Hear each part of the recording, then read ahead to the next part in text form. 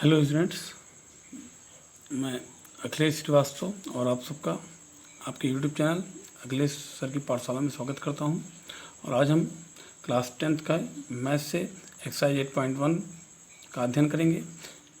आपने पहले वीडियो में एक्सरसाइज 8.1 के क्वेश्चन नंबर 8 तक आपने सीखा है। क्वेश्चन नंबर 9 से हम पढ़ाएंगे और पहले वीडियोज की लिंक क्वेश्चन नंबर 8 तक की लिंक डिस्क्रिप्शन में दे दी जाएगी। तो क्वेश्चन नंबर 9 देखिए, गिवन है in triangle A B C right angle at B, in triangle A B C right angle at B if tan A is equal to 1/√3, if tan A is equal to 1/√3 find the value of sin A cos C plus cos A sin C, cos C minus sin A sin C। तो हमें क्या given है, in triangle A B C right angle at B. तो हम एक triangle बनाएंगे जिसमें हमें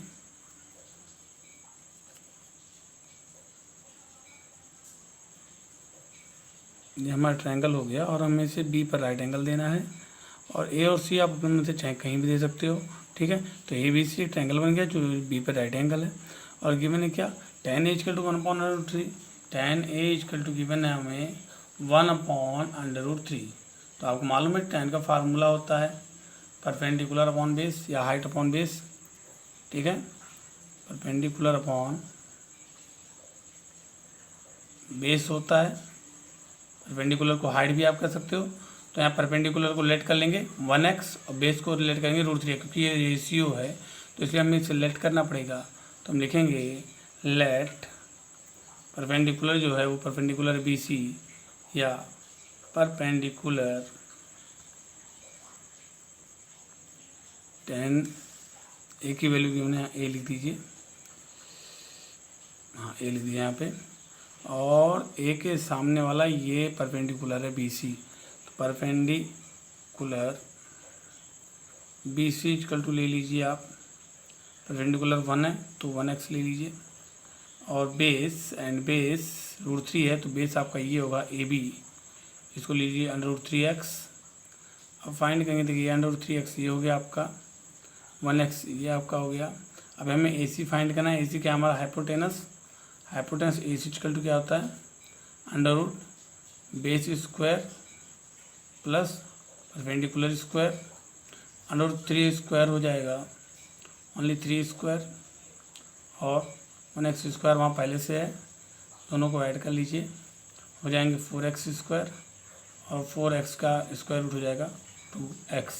तो ये 2x आ जाएगा आपका हाइपोटेनस, ठीक है।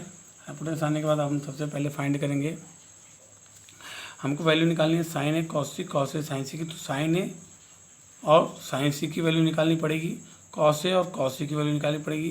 पहले हम sin A और cos A निकालेंगे, फिर sin C cos C निकालेंगे। तो देखिए sin A की वैल्यू निकालें हम लोग, then sin A equal to हो जाएगा, sin A इक्वल टू हो जाएगा, sin का फार्मूला क्या होता है, perpendicular upon hypotenuse, P upon H हमने लिख दिया, समझ लीजिएगा। परपेंडिकुलर अपॉन हाइपोटेनस लिखा गया है, तो पी फॉर परपेंडिकुलर और एच फॉर हो जाएगा हाइपोटेनस, शॉर्ट फॉर्म में हमने लिख दिया है, ठीक है। तो देखिए ए है तो ए के लिए परपेंडिकुलर यही है, यानी x अपॉन हाइपोटेनस ये रहेगा राइट एंगल के सामने 2x, x कैंसिल हो गया तो बचेगा 1/2। ऐसे हम फाइंड करेंगे cos इक्वल टू होता है base upon hypotenuse, B upon H कर देंगे, बेस अपॉन हाइपोटेनस, ए यहीं पे है तो ये तो परपेंडिकुलर है, बेस आपका ये हो जाएगा √3x, और हाइपोटेनस वही है ये वाला 2x, x कैंसिल हो जाएगा तो इसे लिखा जाएगा √3/2। ये cos A की वैल्यू हो गई। अब लोग sin C की वैल्यू निकालेंगे, sin के लिए फार्मूला वही होगा, परपेंडिकुलर अपॉन हाइपोटेनस, फिर परपेंडिकुलर हाइपोटेनस ही होगा। तो C है यहाँ पे, sin C के लिए पूछ रहा है, तो C कहाँ पे है, यहाँ पे है, इसके सामने वाला परपेंडिकुलर यानी हाइट हो जाएगा, तो C के सामने AB √3x ये आपका परपेंडिकुलर है, और आपका हाइपोटेनस वही है 2x, तो परपेंडिकुलर हो गया √3x और हाइपोटेनस है आपका 2x, x कैंसिल हो जाएगा तो इसे लिखा जाएगा √3/2। 2। ऐसे हम निकालेंगे कॉस सी की वैल्यू भी इसी तरह हम लोग निकाल लेंगे। Cos equal to the base upon hypotenuse, ठीक है। तो बेस कितना है गिवन है, देखिए सी के लिए ये तो हाइट है यानी परपेंडिकुलर, तो बेस ये होगा आपका x और हाइपोटेनस 2x। तो लिखेंगे base x upon hypotenuse 2x और x बन जाए x कैंसिल करेंगे तो यानी आएगा 1/2। हमें वैल्यू किसकी निकालनी है, हमें निकालनी है वैल्यू फर्स्ट क्या है, ए की क्या गिवन है, sign a cos c plus cos A sign सी, इसकी वैल्यू निकालनी है इस पूरे की। ये पूरा हम फिर से लिखेंगे, जिसकी वैल्यू निकालनी है उसे लिखिए, sine a cos c plus cos a and sine c. हमें इसी की वैल्यू निकालनी थी। ए हमें ये गिवन है और बी गिवन है cos A cos C minus sign A sign सी। तो पहले ए की वैल्यू निकालते हैं हम लोग, देखिए कैसे। साइन ए की वैल्यू हमने फाइंड किया अभी को, देखिए यहाँ पे साइन ए की वैल्यू दी गई है, यहाँ देखिए साइन ए की वैल्यू 1/2, यहाँ हम लिखेंगे 1/2। यहाँ कोई साइन नहीं है तो हम मल्टीप्लाई का साइन लगाएंगे हम लोग।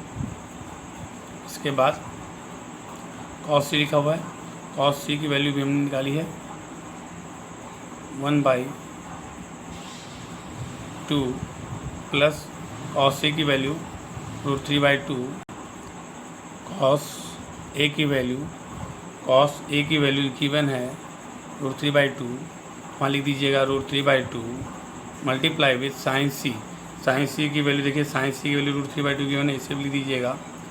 अब 1/2 से 1/2 मल्टीप्लाई आएंगे, 1 1 जा 1 एंड 2 2 जा 4, √3 से √3 मल्टीप्लाई आएंगे 3/2 2 जा 4। इस तरह देखिए 1 1 जा ऊपर 1 1 जा 1 2 2 जा 4, √3 ओनली 3 2 2 जा 4। अब इसको हम ऐड करेंगे, 4 4 कैल्शियम 4 हो जाएगा, ऊपर 1 + 3 आ जाएगा, और इसको ऐड करेंगे ऊपर 3 + 1 को 3 1 4/4 हो जाएगा, और इसे हम 1 टाइम में कैंसिल कर देंगे, यानी आएगा आंसर 1। तो हमारा आंसर हो जाएगा 1। इसी प्रकार से क्वेश्चन नंबर 2 सॉल्व करेंगे। तो बच्चों इसी प्रकार से आप इसी क्वेश्चन नंबर B सॉल्व कर लीजिएगा, सेम ऐसे ही है वो भी। देखिए यहाँ लिखा गया है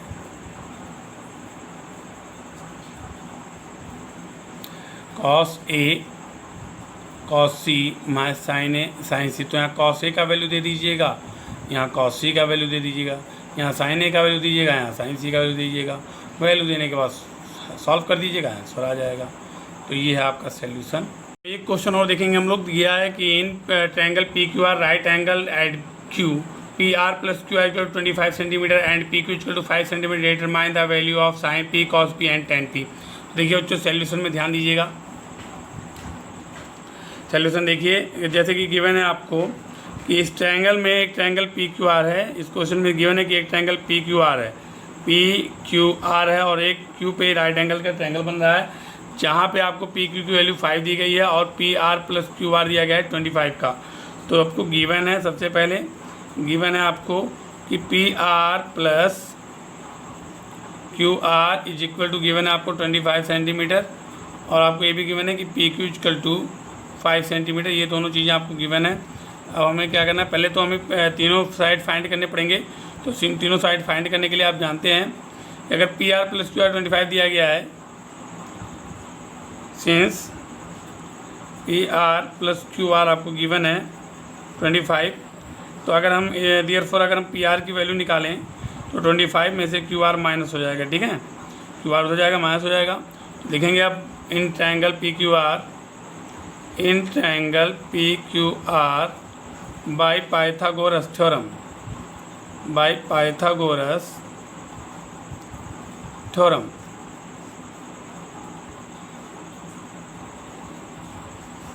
देखेंगे ट्रायंगल पी क्यू आर में बाय पाइथागोरस थ्योरम। देखिए पाइथागोरस थ्योरम में हाइपोटेनस का स्क्वायर, हाइपोटेनस पी आर है उसका स्क्वायर इक्वल टू होता है परपेंडिकुलर स्क्वायर यानी क्यू आर स्क्वायर, और प्लस होता है बेस स्क्वायर यानी पी क्यू स्क्वायर, ठीक है। इस तरह से लिख लेंगे आप।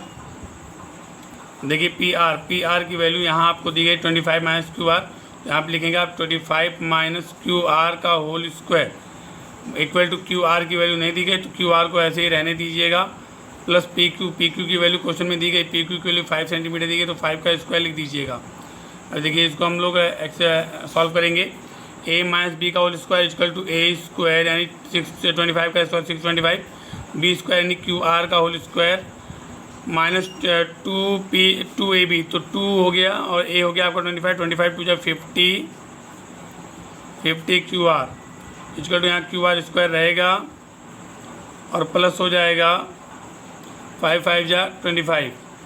देन आप क्या करेंगे, क्यू आर स्क्वायर कैंसिल कर देंगे तो आपका आ जाएगा 625 minus 50 Q R equal to 25 उधर है।